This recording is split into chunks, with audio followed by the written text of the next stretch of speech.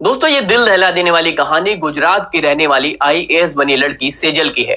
सेजल के पिता एक प्राइवेट ऑफिस में गार्ड थे और उनकी कमाई इतनी ही थी कि किसी तरह अपने परिवार का पेट भर सके। लेकिन जब भी सेजल के पिता आईआईटी कॉलेज के गेट से गुजरते थे तो वहां पढ़ रहे बच्चों को देखकर वह अपनी बेटी के लिए जो है सपने देखा करते थे। सेजल के पिता को आईआईटी के बारे में कुछ भी नहीं पता था, बिल्कुल ब्लैंक थे। लेकिन सेजल जो है वो पढ़ने में काफी होशियार थी, लेकिन वह जिस सरकारी स्कूल में पढ़ती थी वहां टीचर रोज नहीं आया करते थे और उसके पास पूरी किताबें भी नहीं थी। लेकिन जो उसका आत्मविश्वास है वो भरपूर था। उसके पिता अपनी नौकरी के दम पर बड़ी मुश्किल से सेजल के लिए किताबें खरीद पाते थे।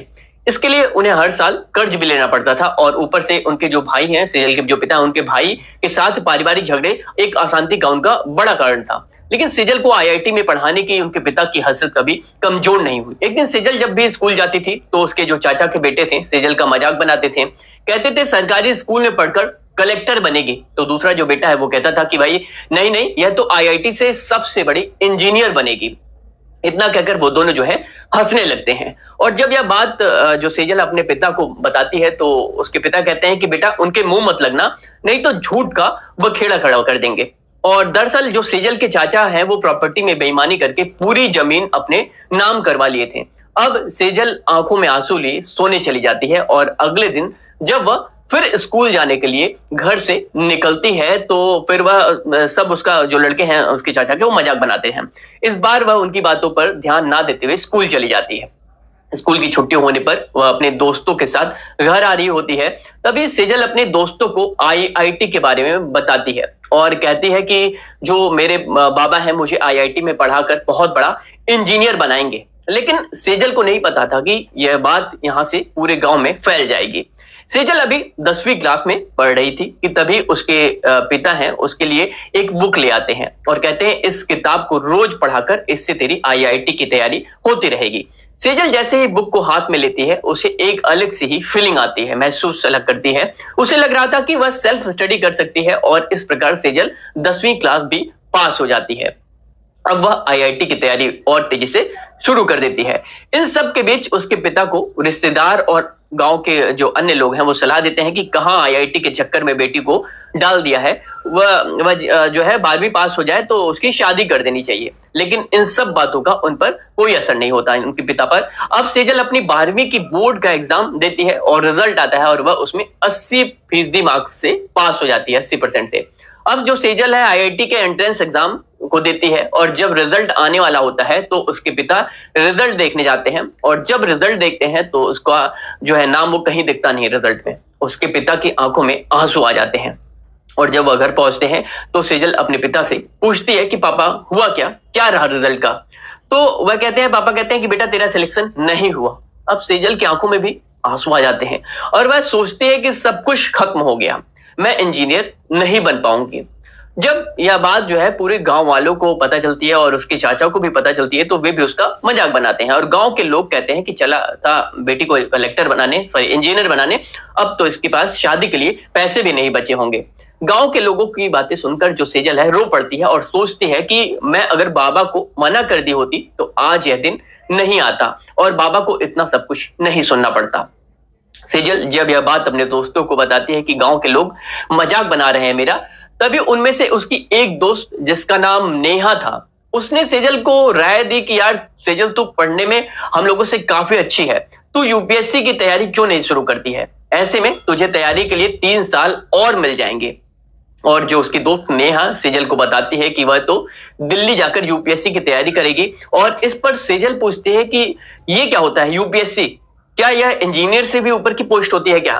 तो उसकी जो फ्रेंड है नेहा कहती है कि नहीं यार, इसके आगे इंजीनियर भी कुछ नहीं है। अब सेजल थोड़ा प्रभावित तो होती है लेकिन कहती है यार बाबा अब मेरी शादी करा देंगे, अब मैं पढ़ाई नहीं कर पाऊंगी। इतनी बातें होने के बाद वह घर चली आती है और थोड़ा डर कर अपने जो पिता हैं उससे यूपीएससी के बारे में बताती है। उसके पिता कहते हैं कि बेटा गांव में बहुत बदनामी हो गई है और गांव के लोग तेरे बारे में तरह तरह की बातें कर रहे हैं, बेटा मैं तेरी शादी ढूंढ रहा हूं। अब सेजल कहती है कि पापा मैं तो अभी सिर्फ 18 साल की हूं, मैं शादी नहीं करूंगी और कहती है कि मैं कलेक्टर बनकर गांव के लोगों का मुंह बंद कर दूंगी। बाबा मुझे बस 3 साल दे दो, मुझे तैयारी करनी है, आप गांव के लोगों से कह दो मैं शादी ढूंढ रहा हूं। उसके पिता उसकी बातों को सुनते हैं और उन्हें लगता है कि सेजल इस बार जरूर बड़ा करेगी और सेजल के लिए गांव की थोड़ी बची जमीन भी बेच देते हैं। लेकिन कब तक वो ये जो बातें हैं वो छिपा कर रखा जा सकता था, कभी ना कभी तो बात बाहर आनी ही थी। जैसे एक साल बीतता है तो सेजल के रिश्तेदार उसकी शादी के लिए एक लड़के की फोटो उसके पिता को दिखाते हैं और कहते हैं कि लड़का जो है वो एक बड़ा किसान है और साल में 60 से 70 हजार रुपए कमा लेता है और कहते हैं कि इससे अच्छा रिश्ता नहीं मिलेगा सेजल के लिए, मेरे हिसाब से सेजल की शादी कर दो। उसके पिता जो है सेजल के कहते हैं सेजल अभी बीए कर रही है और वह कलेक्टर बनना चाहती है। इतना सुनते ही उसके दूर के रिश्तेदार हंसने लगते हैं और कहते हैं कि लड़की है, ज्यादा सर पर मत चढ़ाओ वरना हाथ से निकल जाएगी। जी हाँ, ये शब्द। तो क्या करोगे? यह बात अब गांव वालों को भी पता चल गई तो गांव वाले एक साथ उसके घर पहुंचते हैं और कहते हैं कि गांव जो उसको देखकर गांव की जो अन्य लड़कियां हैं वो बिगड़ जाएंगी और सभी कॉलेज जाने को कहेंगी। तो हम लोग क्या करेंगे? पूरा गांव कहता है एक साथ। तो पिता कहते हैं कि यह गांव छोड़कर तुम चले जाओ। जो वहां के लोग होते हैं कहते हैं ये गांव छोड़कर चले जाओ या फिर अपनी लड़की को पढ़ाई रोक दो उसकी। उसके पिता नहीं मानते सेजल के और सेजल को लेकर शहर चले जाते हैं और सेजल का यह बीए का आखिरी साल होता है और वह यूपीएससी की तैयारी और तेजी से करने लगती है। जब उसका बीए का तीसरा साल पूरा हो जाता है, अंतिम वर्ष, तो वह यूपीएससी का प्री एग्जाम देती है और वह उसमें पास हो जाती है। और अब बारी थी मेंस एग्जाम की और मेंस एग्जाम भी वह देती है और रिजल्ट आता है तो वह सिलेक्ट नहीं होती है, यानी कि वह मेंस में फेल हो जाती है। उसके पिता को लगता है कि गांव के लोग सही कह रहे थे कि बेटी की शादी के लिए पैसे रखे रहो जिसमें उसकी शादी कर सको।